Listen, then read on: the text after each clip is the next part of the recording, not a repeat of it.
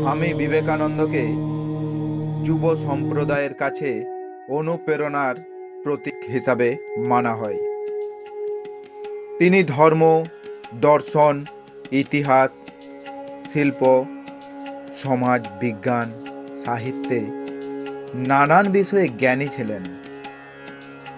তাছাড়া ভারতীয় শাস্ত্রীয় সঙ্গীতেও তার জ্ঞান কম ছিল না।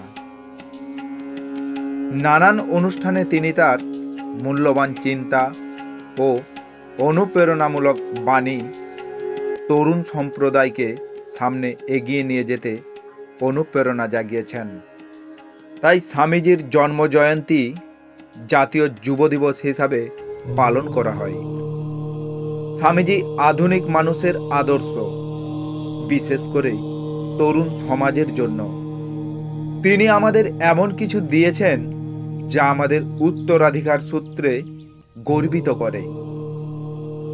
স্বামী বিবেকানন্দ দেশের প্রতিটি শিশুর মধ্যে আশা জাগিয়েছিলেন, কারণ তিনি বিশ্বাস করতেন লোহার পেশি ও ইস্পাতের স্নায়ু শিশুদের মধ্যে থাকে। তরুণরা সামাজিক পরিবর্তন আনতে পারবে। তার দেওয়া বাণী তরুণ সমাজকে আলোর পথ দেখায়। তাই স্বামীজি যুব সমাজের উদ্দেশ্যে বলেছেন, যখন আমাদের মধ্যে অহংকার থাকে না, তখনই আমরা সব থেকে ভালো কাজ করতে পারি।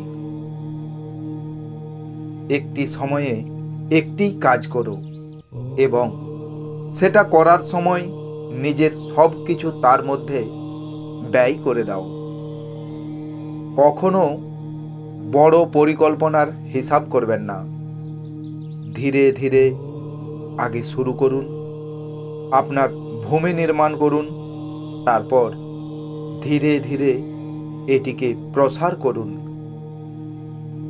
স্বামীজি আরও বলে গেছেন, উঁচুতে উঠতে হলে তোমার ভেতরের অহংকারকে বাইরে টেনে আনো এবং হালকা হও, কারণ তারাই ওপরে উঠতে পারে যারা হালকা হয়। কারো উপর প্রতিশোধ নেওয়ার আনন্দ কয়েকদিন থাকে, কিন্তু ক্ষমা করার আনন্দ আজীবন থেকে যায়। মানুষকে সর্বদা তার দুর্বলতার বিষয় ভাবতে বলা তার দুর্বলতার প্রতিকার নয়।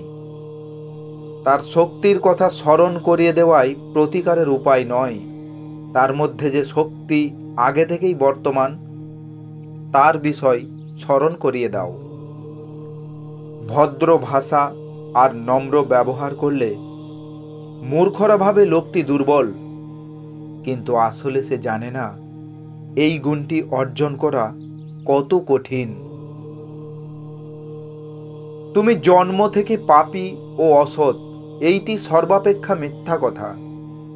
যিনি নিজে পাপী, তিনিই কেবল অন্যকে পাপী মনে করেন। প্রেমই জীবন, উহাই জীবনের একমাত্র নিয়ামক। স্বার্থপরতাই মৃত্যু, জীবন থাকিতেও ইহা মৃত্যু। আর দেহাবসানেও এই স্বার্থপরতাই প্রকৃত মৃত্যু স্বরূপ। ভগবানে বিশ্বাস রাখো, কোনো চালাকির প্রয়োজন নাই। চালাকি দ্বারা কিছুই হয় না। তুমি যদি সঠিক হও, তাহলে তা প্রমাণ করার চেষ্টা করো না। চুপচাপ অপেক্ষা করো, সময় সব কিছুর জবাব দিয়ে যাবে। ভিডিওটি যদি আপনাদের ভালো লেগে থাকে তাহলে ছোট্ট একটা কমেন্ট করে যাবেন এবং আমার চ্যানেলটিকে সাবস্ক্রাইব করে আমার পাশে থাকবেন।